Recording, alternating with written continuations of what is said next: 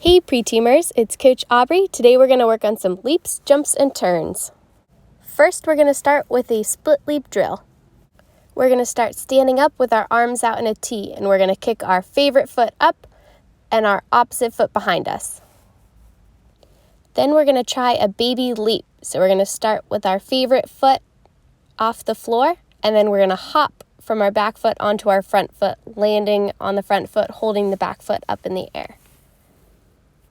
After you feel like you've mastered the baby leap, feel free to add a step. So to do this, you're going to start feet together and you're going to step your opposite foot and then leap onto your favorite foot, keeping your back leg up at the end.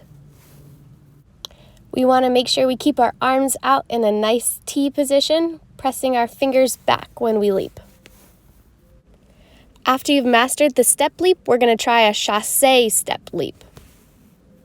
To do this, you're going to start feet together, pointing your opposite foot in front, and then chassé with the opposite foot, step with the opposite foot, and then leap onto your favorite foot.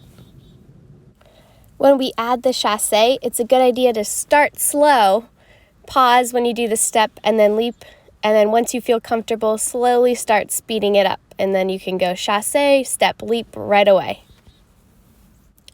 When we leap, we want to remember to keep our legs straight and our toes pointed, and we want to keep our arms in the T the whole time.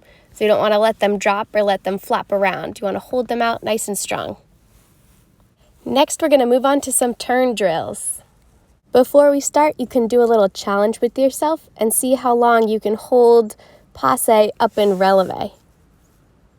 Remember, passe is when our toe is touching our knee, and releve is when we're up on tippy toes. When we're practicing holding our passe in releve, we want to put our arms out in a circle in front of us, kind of like we're holding a really big beach ball. We also want to remember our good foot is on the ground and our bad foot is up to our knee.